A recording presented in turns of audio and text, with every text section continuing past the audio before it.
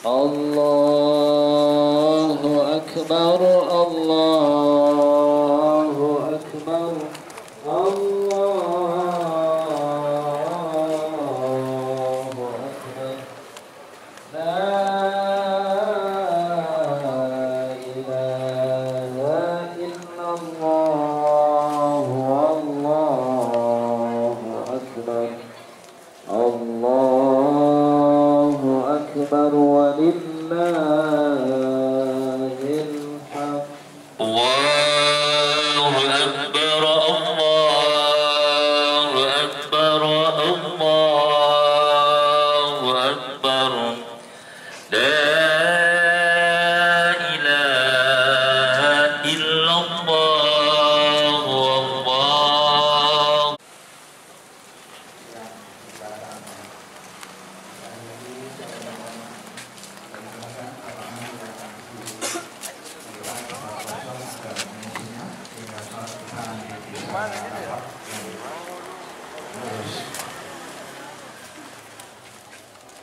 الله أكبر الله أكبر الله أكبر. Ya, kami dari panitia Aidul Kurban Masjid Baitur Rahim Jagastia izinkan kami memberikan beberapa maklumat. Yang pertama, untuk sholat Idul Adha, insya Allah kita akan diimami oleh Ustaz Faris Majid Al-Hafiz. Alhamdulillah beliau sudah berada bersama kita, dan nanti khotib Idul Aid insya Allah akan disampaikan oleh Ustaz Fitri Priyanto LCNN. Alhamdulillah beliau telah berada bersama kita. Kemudian kami sampaikan juga tentang penerimaan titipan hewan kurban yang diterima oleh pengurus masjid. Bismillahirrahmanirrahim. Assalamualaikum warahmatullahi wabarakatuh. Allahu Akbar, Allahu Akbar, Allahu Akbar, Allahu Akbar. Khalaqal khalqu wa ahsahum adada wa kulluhum atihi yawmal qiyamati farda. Allahu Akbar. Azza Rabbana sultana wa majda wa ta'ala uzmatu wa hilma. Allahu Akbar. Ma dzakarahu dzakirun. Allahu Akbar. Ma halala muhallilun. Allahu Akbar. Walhamdulillahi katsira wa subhanallah bukratan wa asila. Ashhadu an la ilaha illallah wahdahu la syarikalah wa ashhadu anna Muhammadan abduhu wa rasuluh. Sahibul wajhu anwar wal jabin azhar, tahirul mudahhar wal mukhtabar, wa ansaha man da'a ila Allah wa basyara wa anzar, wa afdala man shalla wa zaka wa shoma wa hajja wa i'tamar. Sallallahu ala nabiyyina Muhammad wa ala alihi wa ashabihi wa man tabi'ahum bi ihsanin ila yaumiddin, amma ba'd. Jemaah salat Idul Adha yang dirahmati Allah, alhamdulillah, puji syukur kita panjatkan kepada Allah Subhanahu wa taala atas segala nikmat dan karunia yang telah diberikan kepada kita di hari ini, di hari Idul Adha yang mubarak, hari kegembiraan, hari kebahagiaan, hari di mana kaum muslimin berhias diri, hari di mana kaum muslimin melantunkan dan menggemakan takbir sebagai wujud pengagungannya kepada Allah Subhanahu wa taala. Dan ini semua tentunya adalah sebagaimana yang difirmankan oleh Allah Subhanahu wa taala, bahwa Allah Subhanahu wa taala menyebutkan di dalam Quran surah Yunus ayat yang ke-58, A'udzubillahi minasyaitonir rajim.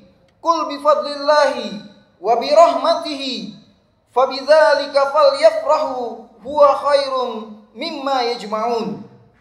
Katakanlah wahai Muhammad, dengan karunia Allah Subhanahu wa taala dan rahmat Allah Subhanahu wa taala, fabidzalika, dengan itu, falyafrahu, kalian kaum muslimin bersenang, berbahagia, bergembira, dan itu adalah lebih baik dari apa yang mereka kumpulkan, dari apa yang ketika mereka berkumpul di dalamnya. Kemudian di dalam hadis Rasulullah SAW yang sahih bahwa kaum muslimin memiliki 2 hari raya, yaitu hari raya Idul Fitri dan hari raya Idul Adha. Allahu Akbar, Allahu Akbar, Allahu Akbar, la ilaha illallah, Allahu Akbar, Allahu Akbar walillahil hamd. Jemaah salat Idul Adha yang dirahmati Allah, sungguh dalam perjalanan Nabi Ibrahim alaihissalam dan Nabi Ismail alaihissalam ini memiliki rentang waktu kurang lebih sekitar 4.000 tahun sampai kepada masa kita di zaman ini. 4.000 tahun. Bayangkan jemaah rahimakumullah, bagaimana Idul Adha yang telah berkali-kali kita ulang dan harus kita pahami, harus kita sadari bahwa perayaan Idul Adha dengan segenap ritual sakral yang kita lakukan di dalamnya ini memiliki pelajaran, ini memiliki peringatan, dan ini memiliki hikmah yang begitu besar dari Allah Subhanahu wa taala. Hari raya ini dan berbagai macam ibadah yang lainnya bukanlah sekedar ibadah seremonial belaka, bukanlah ibadah semata, tetapi ada pengagungan kita kepada Allah Rabbul Alamin. Ada muhasabah, evaluasi diri kita. Ada peringatan dari Allah. Ada pengingatan kita untuk berbekal di sisi Allah Subhanahu wa taala. Untuk itu jemaah salat Idul Adha yang dirahmati Allah, kita lihat ayat yang berulang-ulang diingatkan oleh para khutbah, para khatib di saat Idul Adha ketika mereka menyampaikan firman Allah, qala ya bunai inni ara fil manami anni azbahuka fanzur madza tara. Qala ya abati if'al ma tu'mar satajiduni insyaallahu minas sabirin. Satajiduni insyaallahu minas sabirin.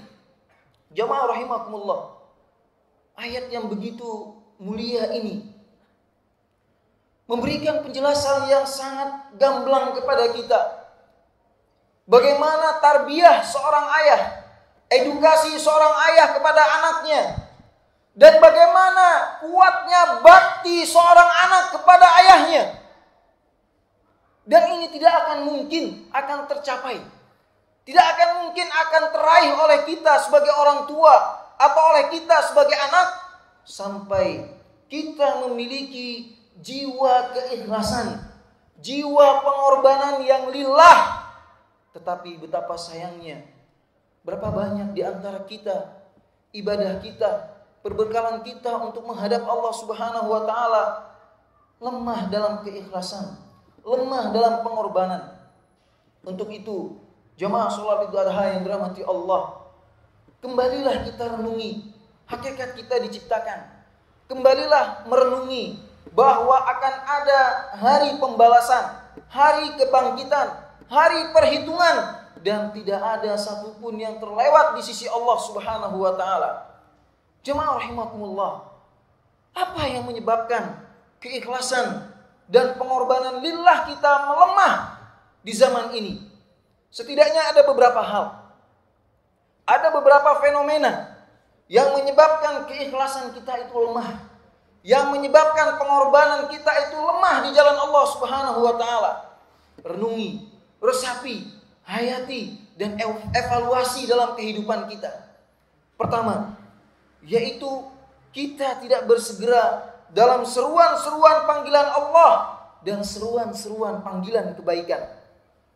Kita tidak memusingkan, tidak mengambil indah dari sebuah takbir Allah Subhanahu wa taala ketika di setiap salat, di setiap hari kita Allah mengumandangkan, mengingatkan waktu untuk bersujud kepadanya, untuk mengagungkan kepadanya, untuk merendahkan diri kita kepadanya yang kurang lebih 5 hari, yang kurang lebih 5 kali dalam sehari.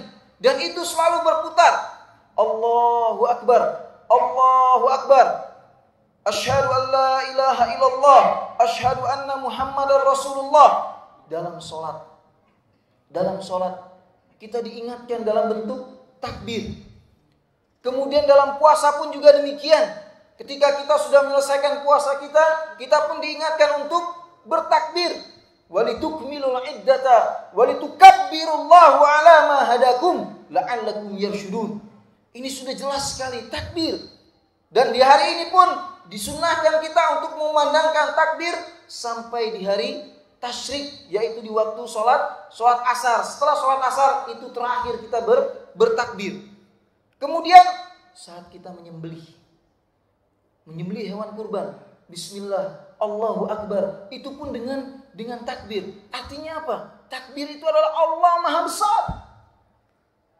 Allah Maha Besar dari pekerjaan yang sedang kita kerjakan. Allah Maha Besar dari cinta dunia yang kuat di dalam jiwa-jiwa kita.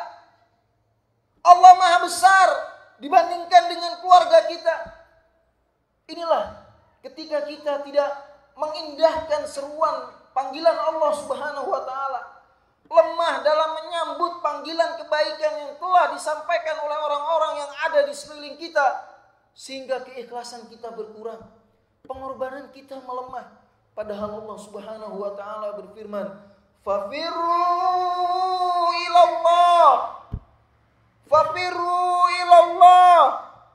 inni lakum nadhirum mubin."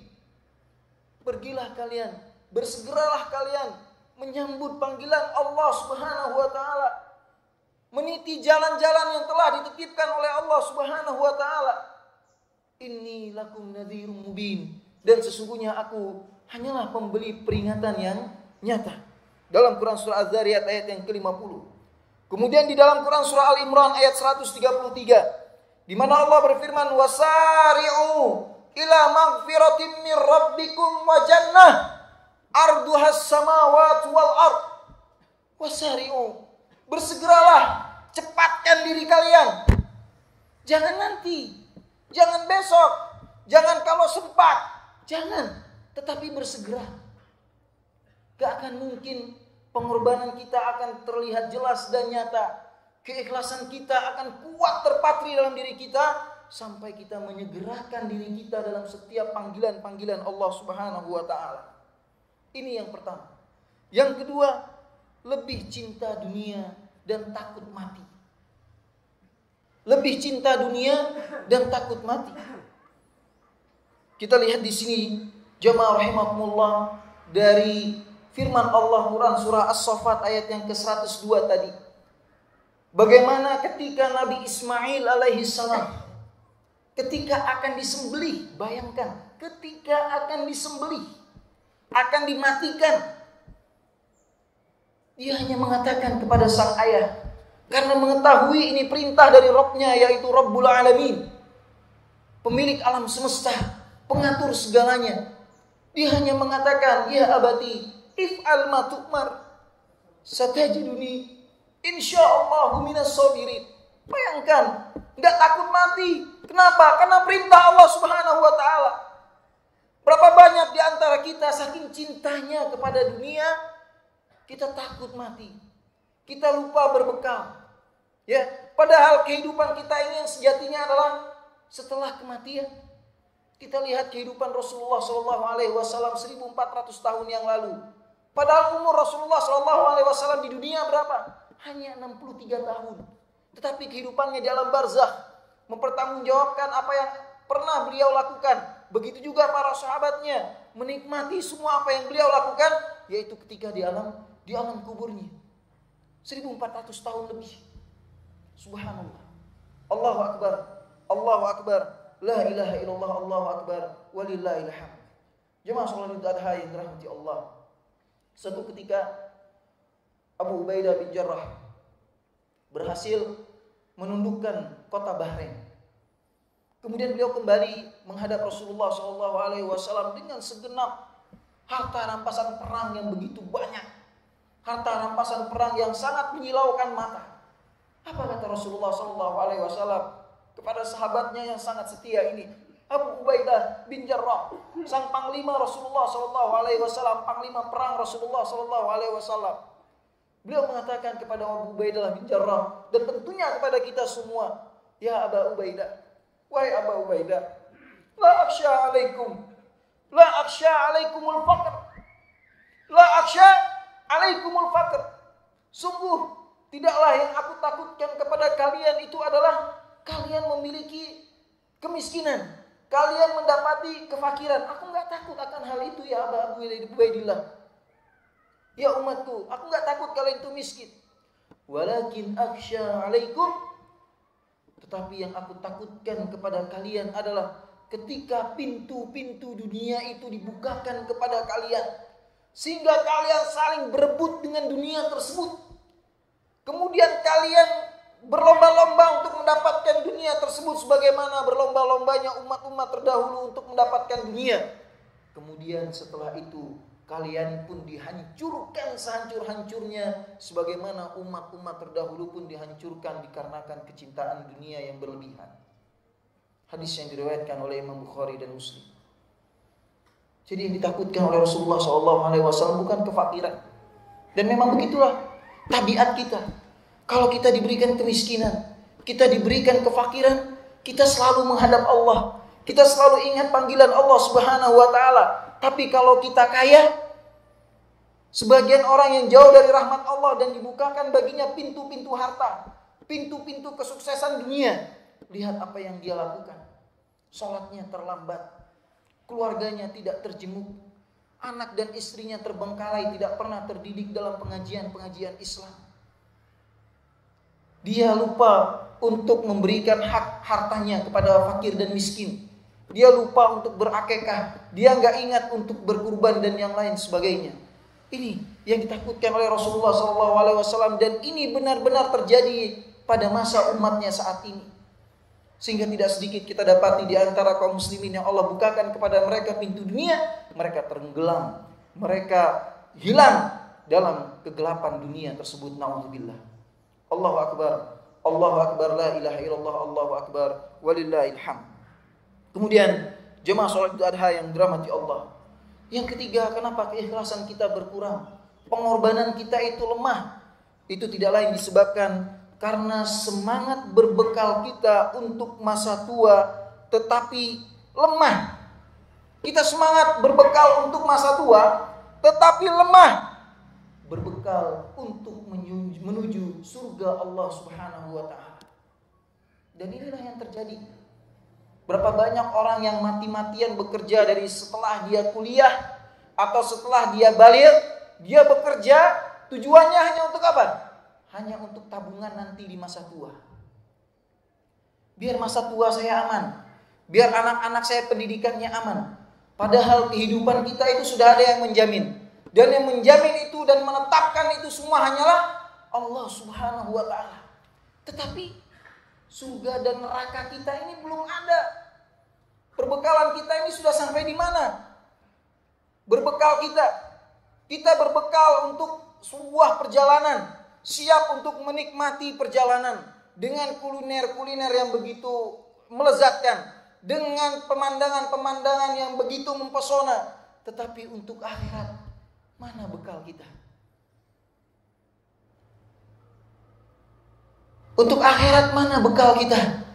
Sudahkah kita memberikan bekal yang terbaik untuk tempat yang akan Allah berikan sebagai tempat yang terbaik setelah kematian kita? Berbekal untuk akhirat, berkurban misalkan. Berkurban, khawatir kurban itu dapat mengurangi harta. Atau sudahlah, yang kurban sudah banyak, dagingnya pun sudah banyak, sehingga tidak ikutan dalam berkurban. Dan yang lain sebagainya.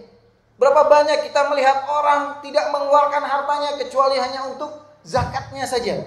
Tetapi sedekahnya, na'udzubillah, summa na'udzubillah. Allahu Akbar, Allahu Akbar, la ilaha illallah, Allahu Akbar, Allahu Akbar, walillahil hamd. Ketahuilah jemaah sholat Idul Adha yang dirahmati Allah, berbekalnya kita untuk menuju surga Allah Subhanahu wa taala, ini harus lebih besar perhatian kita. Dalam sabda Rasulullah SAW yang sahih, tidaklah seorang hamba yang ketika bangun tidurnya yang terpikir dalam benaknya hanyalah perbendaharaan dunia, bekal-bekal dunia, kesuksesan dunia, maka Allah Subhanahu wa taala akan menjadikan sempit kehidupannya dan tidaklah dia mendapatkan dunia kecuali hanya yang dicatat untuknya. Sempit hidupnya dan dapat dunia pun hanya yang sebatas dia dapat dari takdirnya. Berbeda dengan orang yang bangun tidurnya mereka memikirkan bekal untuk akhirat. Bangun subuh sudah ingat ada sholat subuh, sudah ingat harus ada zikir pagi, sudah ingat harus beristighfar, sudah ingat untuk berbekal menuju akhirat. Ini adalah orang-orang yang langka, orang-orang yang dicintai oleh Allah Subhanahu wa taala, dan semoga kita termasuk dalam golongan orang-orang tersebut. Amin ya rabbal alamin. Jemaah rahimakumullah. Kemudian dalam hadis Rasulullah SAW juga disebutkan seorang yang cerdas, al-kaisu, orang yang paling cerdas adalah mereka yang mempersiapkan. Orang yang cerdas adalah mereka orang yang menundukkan hawa nafsunya dan mereka mempersiapkan perbekalan untuk setelah matinya. Mereka yang mempersiapkan perbekalan untuk setelah matinya. Untuk itu, jemaah sholat Idul Adha yang dirahmati Allah, ini setidaknya 3 fenomena kenapa keikhlasan kita itu lemah, pengorbanan kita itu tidak bisa lebih maksimal. Untuk itu lantas bagaimana cara kita untuk memaksimalkan kekuatan keikhlasan kita dan kekuatan pengorbanan kita? Yang pertama, yakinlah semua kebaikan dan ketaatan itu selalu manis. Karena itu semua untuk Allah. Karena itu semua untuk Allah. Jadi gak ada kebaikan yang kita lakukan, ketaatan yang kita lakukan dengan segenap pengorbanan yang ada, yang kita rasakan, itu gak ada yang tidak berbuah manis. Wallahi demi Allah jemaah, coba kita lihat berapa banyak kita, berapa sering kita mengejar dunia, capeknya minta ampun.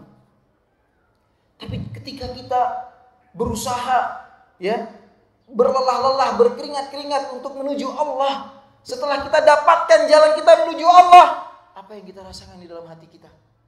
Jawab dalam hati jamaah sekalian, apa yang dirasakan? Bandingkan antara ketika mengejar dunia dan ketika mengejar jalan Allah Subhanahu wa taala. Subhanallah.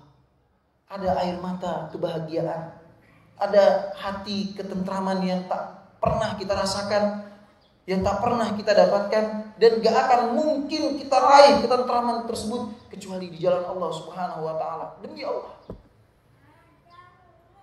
Kemudian jemaah rahimakumullah, Allah Subhanahu wa taala mengingatkan kita di akhir surah Al-Kahfi betapa kenikmatan ketaatan kita kepada Allah ini akan membuahkan perjumpaan kita dengan Allah Subhanahu wa taala. Faman kana yarju liqa'a rabbih falyamal 'amalan shalihan wala yusyrik bi'ibadati rabbih ahada. Wala yusyrik bi rabbina ahada.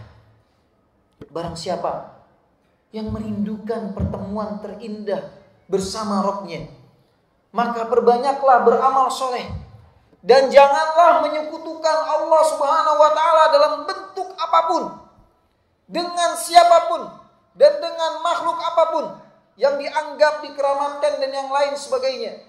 Jangan. Apa kata Allah? Walan nusyrik bi rabbina ahada. Inilah orang-orang yang akan mendapati perjumpaan dengan Allah Subhanahu wa taala. Kemudian yang kedua, selalu berserah diri kepada Allah. Sebagaimana berserah dirinya Nabi Ibrahim alaihissalam ketika mendapatkan perintah Allah, anak yang dirindukan, anak yang sudah siap membantu pekerjaan orang tuanya, anak yang sangat manis-manisnya, lucu-lucunya, yang setelah sekian puluh tahun dinantikan lahir.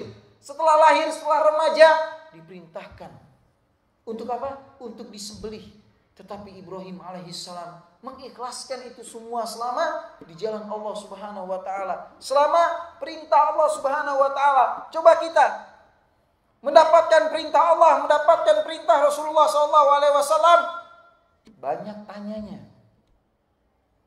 banyak ragunya, banyak nggak yakinnya. Ini koreksi hati kita, koreksi niat kita, koreksi tujuan hidup kita ini ingin mencari ridho siapa?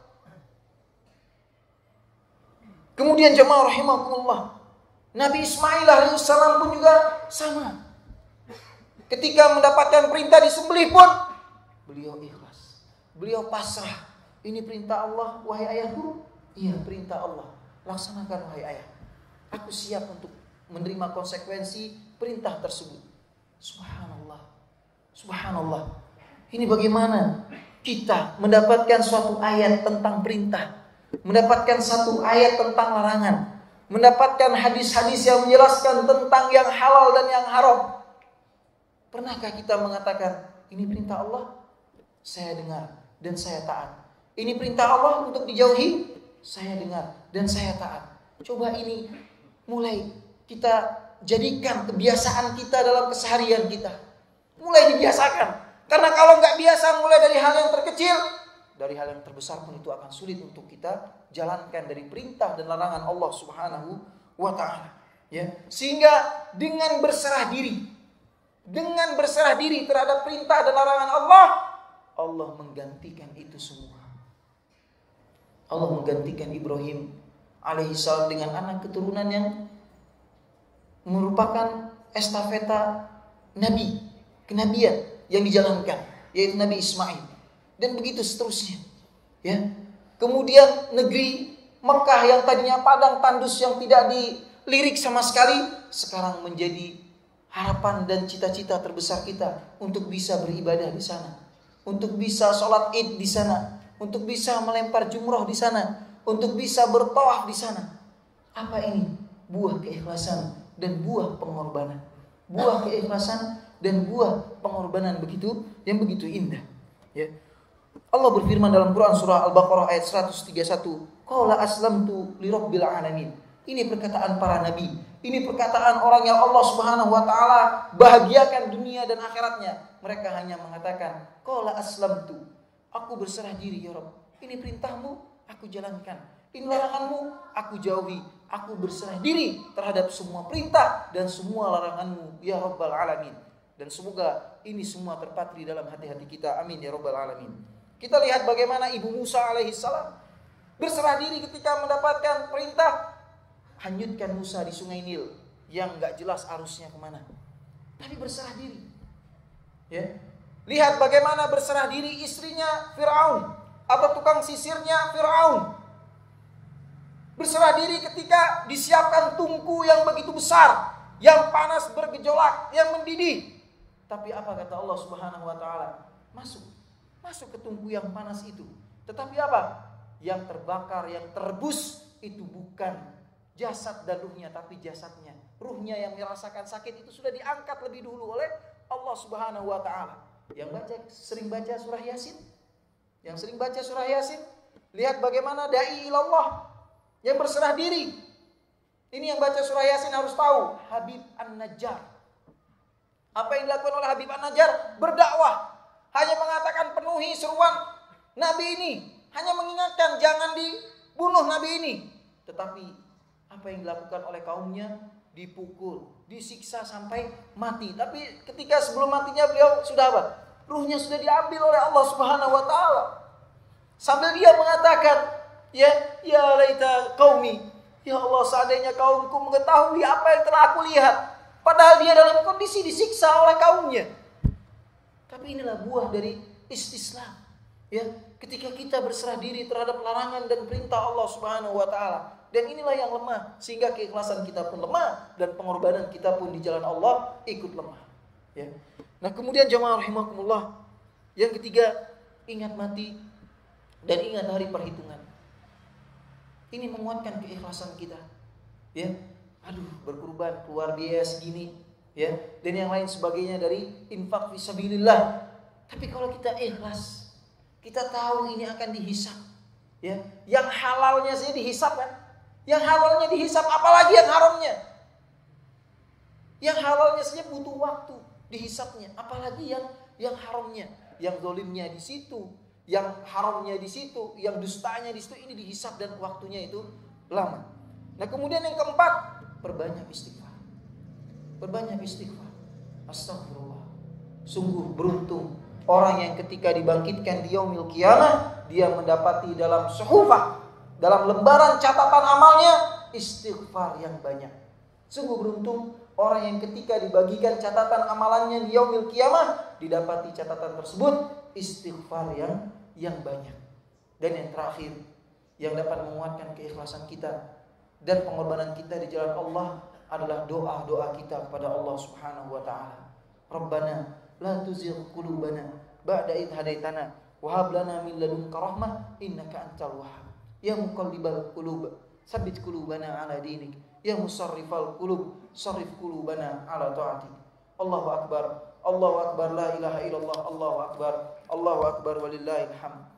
Untuk itu jamaah rahimakumullah, di penghujung khutbah ini marilah kita menengadahkan tangan-tangan kita di sisi Allah Subhanahu wa taala, memohon kepada Allah Subhanahu wa taala. Dan sebelum menengadahkan ini, terakhir juga ingin saya sampaikan nasihat kepada para muslimah.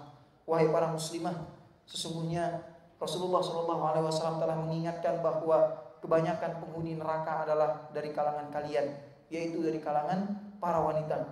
Untuk itu para jamaah wanita yang dirahmati Allah, jamaah muslimah yang dirahmati Allah, taatlah kepada Allah Subhanahu wa taala dan Rasulnya. Taatlah kepada suami kalian dalam ketaatan. Jagalah kehormatan keluarga kalian. Didiklah anak-anak kalian dalam tarbiyah Islamiyah, akhlak yang karimah, agar anak-anak kalian menjadi anak-anak yang betul-betul berbakti kepada Allah Subhanahu wa taala dan Rasulnya, dan bermanfaat bagi kaum muslimin dan manusia seutuhnya. Dan kepada para muslimah untuk tidak menyekutukan Allah. Jangan sekutukan Allah dengan apapun. Jangan langgar perintah Allah. Jangan terbawa oleh pergaulan para wanita kufar yang mereka mentato badan mereka, mencabut alis mereka, kemudian mengubah ciptaan Allah Subhanahu wa taala yang ada dalam diri mereka. Ini semua adalah wanita-wanita yang dilaknat oleh Allah Subhanahu wa taala. Wallahu taala alam. Innallaha wa malaikatahu yusholluna 'alan nabi. Ya ayyuhalladzina amanu shallu 'alaihi wa sallimu taslima. Allahumma shalli 'ala Muhammad wa 'ala ali Muhammad. Kama shallaita 'ala Ibrahim wa 'ala ali Ibrahim innaka Hamidum Majid. Wa barik 'ala Muhammad wa 'ala ali Muhammad. Kama barakta 'ala Ibrahim wa 'ala ali Ibrahim innaka Hamidum Majid. Allahumma ighfir lil muslimina wal muslimat wal mu'minina wal mu'minat al ahya'i minhum wal amwat innaka sami'un qaribun mujibud da'wat. Ya Allah ya Rabbi, kami kembali menghadap-Mu dengan jutaan dosa yang ada di pundak-pundak kami. Kami yakin maha ampunan-Mu sangatlah luas. Kami yakin bahwa ampunan-Mu sangatlah berlimpah kepada siapapun. Sekarang kami ingin kembali untuk memperbaharui pertaubatan kami. Sebelum semuanya gelap dan tak ada terang lagi. Sebelum mata terpejam dan tak bisa terbuka lagi. Ya Allah yang maha penyayang, sayangilah kami. Rahmatilah kami yang penuh dosa ini. Ampuni kami yang datang dengan kesalahan yang menggunung, yang bertaburan bagai pasir yang ada di pantai. Wahai Rabb yang maha pengampun, tak sanggup kami menengadah dalam kemurkaan-Mu. Tak sanggup kami menanggung amarah-Mu. Sungguh tak sanggup kami berjalan tanpa petunjuk-Mu. Ampuni kami ya Allah. Runtuhkan bukit-bukit dosa kami yang tinggi menjulang. Ratakan dengan ampunan-Mu yang tiada dapat tertolak bagi hamba yang Engkau rahmati. Wahai Allah yang maha menatap, pandanglah kami dengan pandangan rahmat dan kasih sayang-Mu. Basuh jiwa kami dengan sejuknya ayat-ayat-Mu. Bimbing hati kami untuk selalu takut kepadamu dan berharap tiada henti akan belas kasih-Mu. Bersihkan dada kami dari semua kesyirikan, semua dosa, semua kekufuran, dan semua kefasikan serta kenifakan yang ada dalam diri kami. Sayangi kami ya Rabb. Sayangi kedua orang tua kami, anak-anak dan keturunan kami. Satukan kami di dunia dalam indahnya ketaatan kepadamu, dan padukan kami dalam nikmat abadi di surga Firdaus-Mu. Allahumma inna nas'aluka al-huda wat-tuqa wal-afafa wal-ghina. Allahumma inna na'udzubika min jahdil bala wa darakis syaqa wa su'il qada wa syamatatil a'da. Allahumma aslih lana dinana alladhi huwa ismatu amrina wa aslih lana dunyana alladhi fi ismatu amrina wa aslih lana akhiratana allati fiha ma'aduna waj'alil hayata ziyadatan lana fi kulli khair waj'alil mauta rahatan lana min kulli syarr. Ya muqallibal qulub tsabbit qulubana ala dinik. Ya musarrifal qulub sarrif qulubana ala ta'atik. Rabbana hab lana min azwajina wa dhurriyyatina qurrata a'yun waj'alna lil muttaqina imama. Ya Rabbi ya qawiyyul quwwatil matin ya jabbar ya qahhar. Allahumma 'izza Islam wal muslimin وأذلة الشرك والمشركين اللهم انصر إخواننا المستضعفين في كل مكان في فلسطين في روهينيا في أيغور وفي كل مكان يا رب اللهم انصرهم نصرا مؤزرا اللهم انصرهم نصرا مؤزرا اللهم انصرهم وثبت أقدامهم واشفي مرضاهم وارحمهم يا أرحم الراحمين ربنا آتنا في الدنيا حسنة وفي الآخرة حسنة وقنا عذاب النار والحمد لله رب العالمين. Demikian jemaah salat Idul Adha yang dirahmati Allah. Semoga Allah Subhanahu wa taala senantiasa memberikan petunjuk dan bimbingan kepada kita semua. Amin ya rabbal alamin. Subhanakallahumma bihamdika asyhadu an la ilaha illa anta astaghfiruka wa atubu ilaik. Walhamdulillah wassalamu alaikum warahmatullahi wabarakatuh.